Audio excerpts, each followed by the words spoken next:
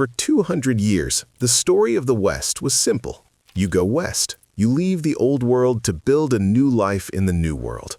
The United States was the magnet, the melting pot, the final destination. Europe was the place you left behind. But in the 2020s, that story is dead wrong. We're witnessing a complete inversion of how human beings move across the Atlantic. Today, the land of the free has built the world's most sophisticated bureaucratic wall, trapping its own citizens in a financial cage they often can't escape.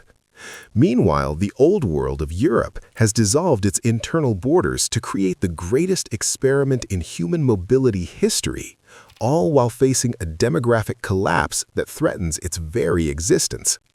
This isn't just about passports and visas, it is about a fundamental clash of civilizations. One views people as labor to be extracted, the other views them as a demographic necessity to be managed. Welcome to the Great Migration Paradox. We are breaking down the brutality of getting into and getting out of the United States versus Europe. To understand the mechanics, we first have to understand the philosophy. The United States and Europe are playing two completely different games. The United States is a settler society. Its origin story, its national myth, is immigration. It was built on the idea that anyone can become American simply by accepting a creed. The logic is, come here, work hard, and you are one of us. Europe, generally speaking, is different. Europe is a collection of ancient ethno-states. Being French or German or Italian has historically been about blood, soil, and ancestry. You couldn't just become European. But here's the irony. The United States, the settler society, has allowed its legal immigration system to rust into a state of paralysis. Europe, the ethno-states, have been forced by economic reality to open their doors, creating a tension that is currently tearing the continent apart politically. When we look at the data, the United States still hosts the largest number of immigrants in the world, over 45 million people. But looking at the raw numbers hides the real story. The process is where the nightmare begins. Let's look at the American Golden Door. If you want to move to the U.S. today, legal pathways are shockingly narrow.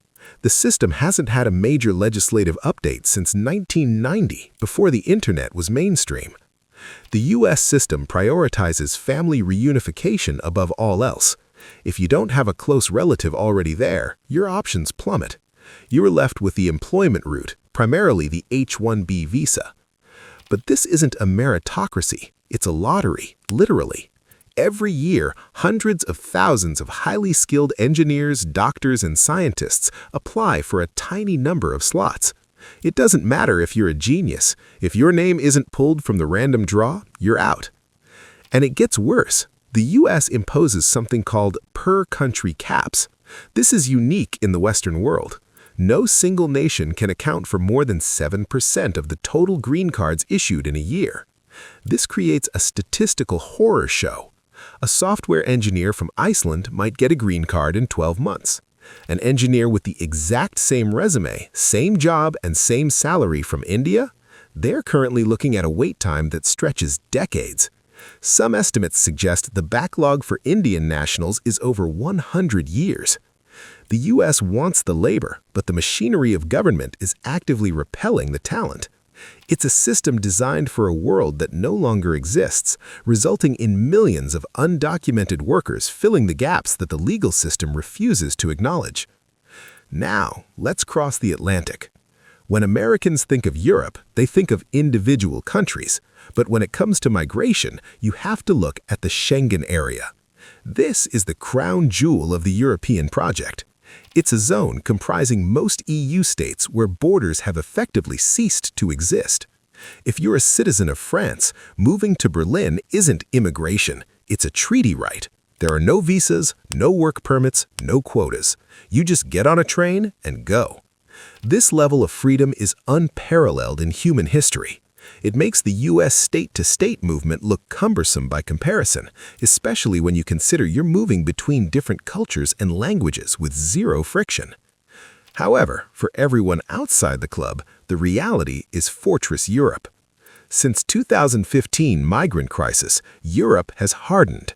While the US drowns in paperwork, Europe builds physical barriers.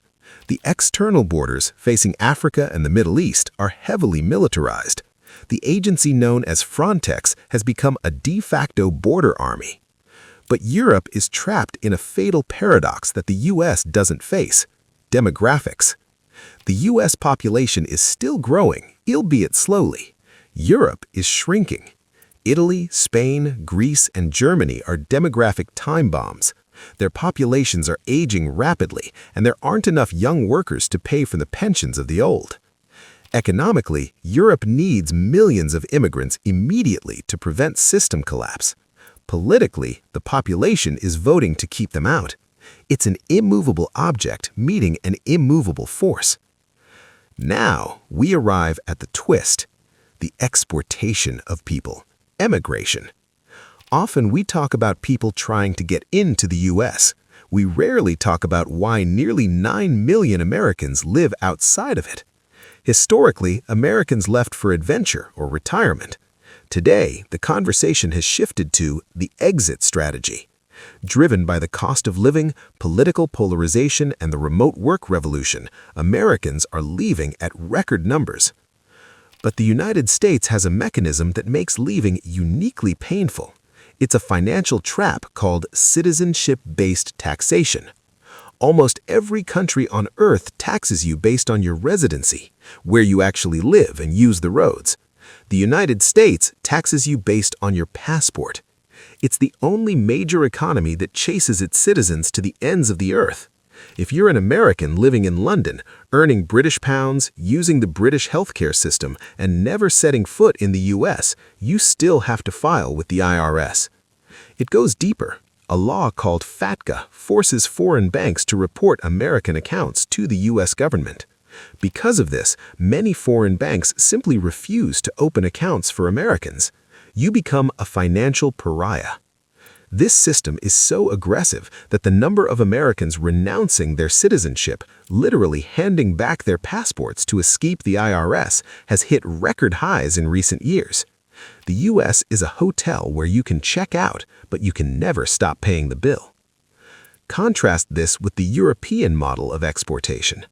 Europe has a long history of brain drain. For decades, the smartest minds in Southern and Eastern Europe moved to Northern Europe or the US for better wages.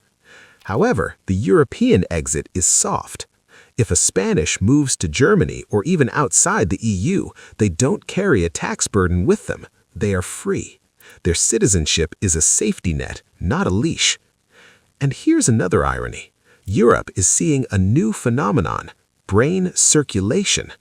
As the quality of life in the US becomes more expensive and volatile, many Europeans are returning home, and they're bringing American digital nomads with them. Countries like Portugal, Spain, and Greece have launched aggressive digital nomad visas, effectively trying to import the remote workers that the US is driving away. They're selling lifestyle, safety, and infrastructure to a generation of Americans burned out by the hustle culture. So, here's the summary of the great paradox. The United States, the nation of immigrants, has locked its front door with impossible bureaucracy while locking its back door with global taxation. It's becoming a gilded cage, hard to enter and surprisingly expensive to leave. Europe, the continent of old nations, has created a paradise of internal movement, but is surrounding itself with a fortress to hold back the demographic tide it secretly needs. The question for the next decade isn't just about which country is the best to live in. It's about which system offers you true freedom, the freedom to arrive and the freedom to leave. Thanks for watching.